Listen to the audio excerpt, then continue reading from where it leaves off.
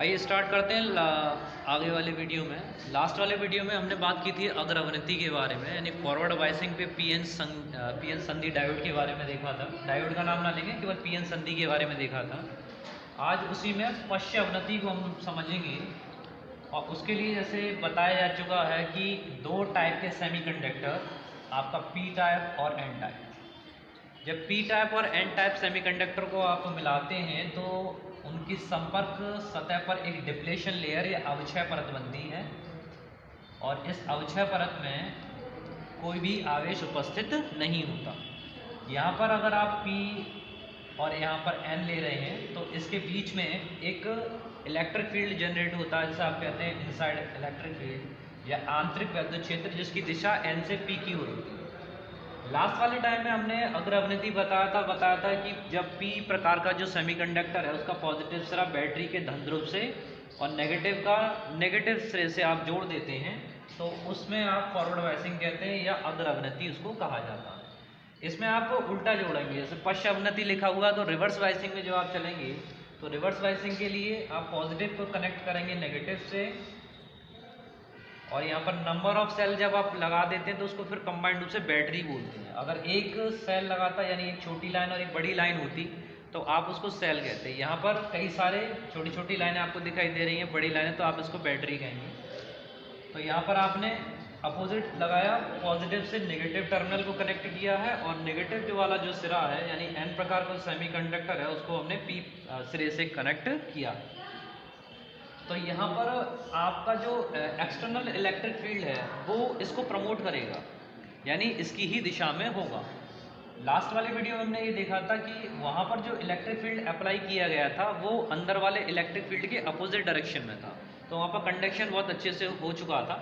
यहाँ पर अगर देखें तो पी टाइप जो सेमीकंडक्टर है उसमें होल्स जो हैं अब आपके मेजॉरिटी कैरियर्स होंगे, यानी बहुसंख्यक आवेश वाहक होंगे, कोटर होंगे, और ये कोटर पी क्षेत्र में रहेंगे, अधिकता में होंगे, और जो अल्पसंख्यक अगर कहें तो उसमें इलेक्ट्रॉन पाए जाएंगे। वहीं पर एन टाइप सेमीकंडक्टर की अगर बात की जाए तो वहाँ पर आपको इलेक्ट्रॉन मिलेंगे अधिकता में, और माइनॉरिटी कैरियर्स जो होंगे वो आपके होल्स होंगे।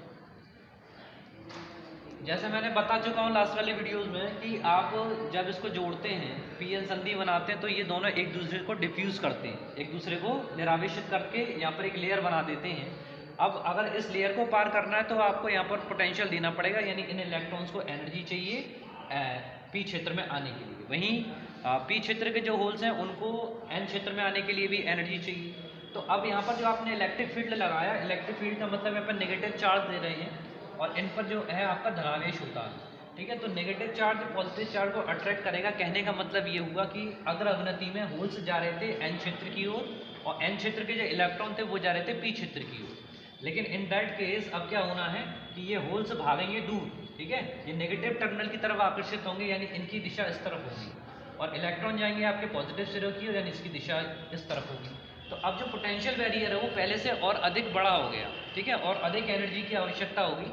तो इस कंडीशन में जो आपका पीएन संधि जंक्शन है ये एक तरह से बिल्कुल प्रतिरोध की तरह काम करेगा, यानी इस कंडीशन में इसका जो प्रतिरोध होगा वो काफ़ी उच्च होगा, काफ़ी हाई होगा। और इसी गुण का उपयोग करेंगे हम डायोड बनाने में। डायोड का मतलब क्या है, डायोड वॉल्व की जगह पहले यूज होता था। इसमें क्या होता है, वॉल्व का अगर मतलब समझें तो वॉल्व से मतलब है कि किसी एक डायरेक्शन में धारा का जो मान है वो केवल एक दिशा में बहेगा। कब बहेगा, जब आप पीएन संधि को फॉरवर्ड बायसिंग पर रखेंगे, ठीक है। जब आप इसको रिवर्स बायसिंग पे रखेंगे तो इसमें प्रतिरोध बहुत अधिक हो जाएगा और करंट फ्लो नहीं करेगा। ऐसा नहीं है कि इसमें बिल्कुल ही धारा नहीं बहेगी, धारा बहेगी, लेकिन जो धारा का मान होगा वो माइक्रो एम्पियर में होगा, ठीक है, 10⁻⁻⁶ की रेंज का होगा। 10⁻⁻⁶ का मतलब बहुत सूक्ष्म धारा होगी, और वो सूक्ष्म धारा भी क्यों बहेगी उसका भी कारण है। उसका कारण ये है कि इसमें जो माइनॉरिटी कैरियर्स होते हैं, ठीक है ना, इसमें जो अल्पसंख्यक आवेश वाहक होते हैं उनके कारण इसमें आवेश का प्रवाह होगा और सूक्ष्म करंट या सूक्ष्म धारा इसमें प्रवाहित होगी। तो अब आपकी समझ में ये अच्छी तरह से आ चुका है कि जब हम पीएन संधि को अग्र अवनति पे लगाएंगे तब धारा का मान अच्छे से प्रवाहित होगा, यानी चालन होगा, ठीक है ना। उस कंडीशन में जो प्रतिरोध होगा वो काफ़ी सूक्ष्म होता है। और जब हम पीएन संधि को रिवर्स बायसिंग पे लगाते हैं यानी जब P को आप नेगेटिव टर्मिनल से या नेगेटिव टर्मिनल को पॉजिटिव टर्मिनल से आप ऐड करते हैं तो उस कंडीशन में धारा बहुत कम बहेगी। कितनी बहेगी? माइक्रो में बहेगी। ठीक है, माइक्रो एम्पियर की करंट यहाँ पर फ्लो करेगी। इस कंडीशन में जो ग्राफ आता है जैसे मैंने बताया था लास्ट टाइम भी, अब आपको यहाँ पर x और ये x डैश, ठीक इसी तरह से ऊपर y, नीचे y। ठीक है, यहाँ पर जब आप इसको नेगेटिव पोटेंशियल दे रहे हैं तो यहाँ पर सभी को लोग जानते हो कि ये पॉजिटिव होता है और इधर नेगेटिव आता है। तो ठीक उसी तरह से जैसे अग्र अवनति में आपको बताया था मैंने कि जो धारा का मान है, जो ग्राफ की प्लॉटिंग है वो कुछ इस तरीके से आती है। ठीक है, लास्ट टाइम पे जो बच्चे लेबोरेटरी में आए थे उनको एक्सपेरिमेंट भी करके दिखाया था, उनके पास रीडिंग अवेलेबल है, आप चाहें तो देख लीजिएगा। ठीक है, तो वहाँ से हमने इसकी रेजिस्टेंस निकाला था कि इसका फॉरवर्ड बायसिंग में रेजिस्टेंस कितना आता है। ठीक इसी प्रकार अगर रिवर्स बायसिंग में आप नेगेटिव पोटेंशियल लेते हैं तो जब आप इसको नेगेटिव पोटेंशियल लेंगे तो नेगेटिव पोटेंशियल पर यहाँ पर जो करंट बहेगी वो काफ़ी माइक्रो एम्पियर में दे रखा होगा। ठीक है, यहाँ पर आप माइक्रो एम्पियर में कंसीडर करिएगा धारा का मान, और यहाँ पर आप नेगेटिव पोटेंशियल लेंगे। ठीक है, ऋणात्मक विभव देंगे और ऋणात्मक विभव पर ये धारा का जो मान है वो बहुत सूक्ष्म आएगा। तो मतलब मान लीजिए वही जो जैसे मैंने बताया 10⁻⁻⁶ में आएगा, लेकिन यहाँ पर एक ब्रेकडाउन होता है। ठीक है, जैसे एवलांची ब्रेकडाउन बोलते हैं। ठीक है, यहाँ पर एवलांची ब्रेकडाउन का मतलब अगर आप काफ़ी हाई पोटेंशियल पे पोटेंशियल आप अप्लाई करते जाएं नेगेटिव, तो एक कंडीशन ऐसी आती है कि यहाँ पर जो धारा का मान है वो अचानक बहुत अधिक हो जाता है। तो इसको एवलांची ब्रेकडाउन या एवलांची भंजन कहते हैं। इसको भी एक्सप्लेन करके आपको बता देंगे ऐसा क्यों होता है, क्या कारण है। आज केवल हम बता रहे हैं इसकी रिवर्स बायसिंग के बारे में, और रिवर्स बायसिंग का भी आपके समझ में आ गया कि अब यहाँ पर जो धारा का मान है नेगेटिव मिलेगा और अचानक उस पॉइंट पर धारा का मान अधिकतम हो जाएगा। इसको नी वोल्टेज बोलते हैं। ठीक है, नी वोल्टेज पे जिस पर ये घटना होती है उसको कट ऑफ पोटेंशियल बोला जाएगा। अब इस प्रॉपर्टी का उपयोग आप कैसे करेंगे? तो इस प्रॉपर्टी का उपयोग करने के लिए आप रेक्टिफायर को कहते हैं, हिंदी में कहें तो दृष्टकारी। दृष्टकारी का मतलब है रेक्टिफाई का मतलब होता है छानना। छानेंगे किसको? करंट को छानेंगे। ठीक है, करंट कैसे छनेगी?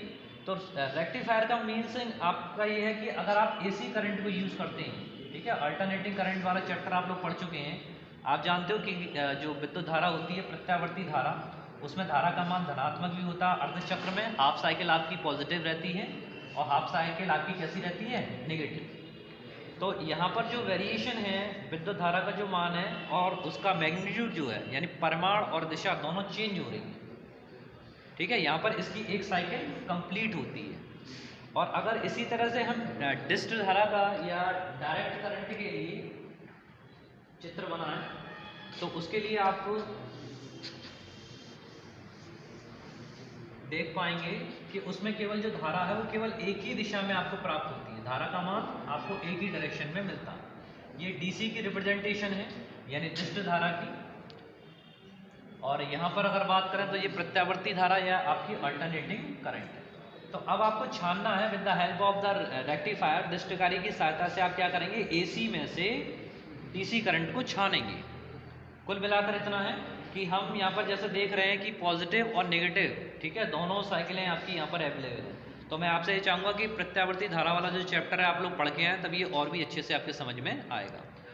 अब रेक्टिफायर का मतलब समझ में आ गया कि वह युक्ति या वह डिवाइस जिसकी सहायता से हम प्रत्यावर्ती धारा में से डिस्ट धारा को बदलते हैं। ठीक है, या वह युक्ति जिससे हम प्रत्यावर्ती धारा को क्या कर देते हैं? डिस्ट धारा में चेंज कर देते हैं या बदलते हैं। ये भी दो प्रकार के आप लोग पढ़ेंगे। एक तो होता है इसमें पूर्ण तरंग दृष्टिकारी, फुल वेव रेक्टिफायर इसको बोलते हैं, और एक होता है अर्ध तरंग दृष्टिकारी। इसमें केवल आपको आधी तरंग मिलती है, हाफ वेव। तो पूर्ण तरंग दृष्टिकारी के लिए हम लोग 2 पीएन संधि डायोड्स का यूज़ करेंगे, और हाफ ये जो अर्ध तरंग दृष्टिकारी है इसमें केवल एक पीएन संधि डायोड का प्रयोग किया जाएगा। ठीक है, तो इसके जस्ट बाद वाले वीडियो में मैं आपके लिए अर्ध तरंग दृष्टिकारी के साथ में आता हूँ कि अर्ध तरंग दृष्टिकारी क्या होता है, कैसे काम करता है, और ये दोनों ही आपके लिए बोर्ड के लिए इम्पोर्टेंट है। इसके बाद है ट्रांजिस्टर वाला, और है ट्रांजिस्टर का कॉन्सेप्ट लास्ट वाले जो 70% रखा था 30% वाला हटा दिया है। तो वो ट्रांजिस्टर थे उसमें 30% वाले में हटा दिए गए हैं, लेकिन अगर आप लोग चाहेंगे तो ट्रांजिस्टर भी हम लोग यहाँ पर आपको समझा देंगे। ठीक है, तो नेक्स्ट वाले वीडियो में हम मिलेंगे अर्ध तरंग दृष्टिकारी के साथ में, यानी हाफ वेव रेक्टिफायर के। Thank you.